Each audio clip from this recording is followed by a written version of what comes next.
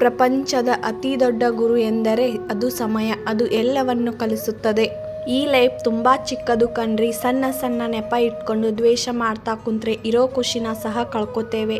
ತಪ್ಪೋ ಸರಿನೋ adjust ಮಾಡಿಕೊಂಡು ಮುಂದಕ್ಕೆ ಹೋಗ್ತಾ ಇರಬೇಕಷ್ಟೇ.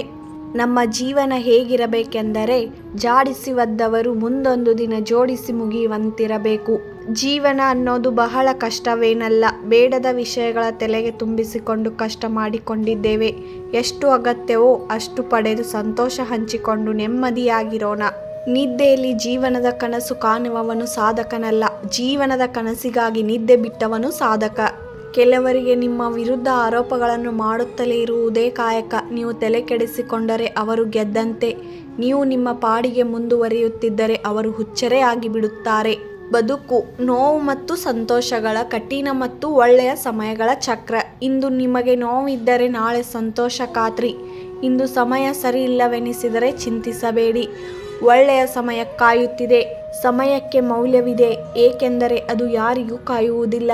ಕಾಲಕ್ಕೆ ಸರಿಯಾಗಿ ಕೆಲಸ ಮಾಡದೇ ಹೋದರೆ ಸೋಲುವುದು ನಾವೇ, ಕಾಲವಲ್ಲ. ಜೀವನದ ಪ್ರತಿಯೊಂದು ಕ್ಷಣವನ್ನು ಖುಷಿಯಿಂದ ಅನುಭವಿಸಿ. ದಿನಕ್ಕೊಂದು ಸಮಸ್ಯೆ ಬರುತ್ತೆ ಹೋಗುತ್ತೆ, ಆದರೆ ಕಳೆದು ಹೋದ ಸಮಯ ಮತ್ತೆ ಬರುವುದಿಲ್ಲ. ಕೆಲಸಕ್ಕೆ ಬಾರದವರು ಎಂದು ಯಾರನ್ನು ದೂಷಿಸಬಾರದು. ಕೆಟ್ಟು ನಿಂತ ಗಡಿಯಾರ ಕೂಡ ದಿನಕ್ಕೆ 2 ಬಾರಿ ಸರಿಯಾದ ಸಮಯ ತೋರಿಸುತ್ತದೆ. ಸಮಯದ ಆಟಕ್ಕೆ ಕೈಗೊಂಬೆ ನಾವು. ಸಮಯ ಸರಿ ಇದ್ದಾಗ ನಾವು ಸರಿ ಇರೋಲ್ಲ, ನಾವು ಸರಿ ಇದ್ದಾಗ ಸಮಯ ಸರಿ ಇರೋಲ್ಲ, ಎಲ್ಲವೂ ಸರಿ ಇದ್ದಾಗ ನಾವೇ ಇರಲ್ಲ.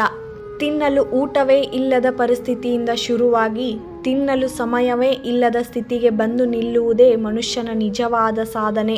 ಸಮಯವನ್ನು ಒಮ್ಮೆ ಕೇಳಿದೆ, ಮತ್ತೆ ಬರುವೆಯಾ ಎಂದು. ಸಮಯ ಹೇಳಿತು, ನಿಮ್ಮವರೇ ನಿನ್ನ ಜೊತೆ ಬರುವುದಿಲ್ಲ, ನಾನು ಹೇಗೆ ಬರಲಿ ಎಂದು.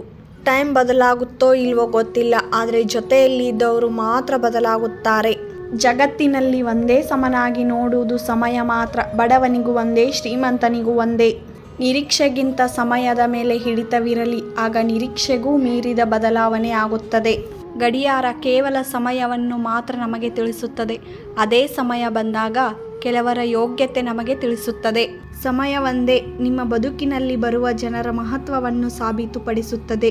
ಸಮಯ ಕಳೆದಂತೆ ನಿಮ್ಮ ಬದುಕಿನಲ್ಲಿ ಕೆಟ್ಟ ವ್ಯಕ್ತಿಗಳು ದೂರವಾಗುತ್ತಾರೆ, ಒಳ್ಳೆಯ ವ್ಯಕ್ತಿಗಳು ನಿರಂತರವಾಗಿ ಇರುತ್ತಾರೆ.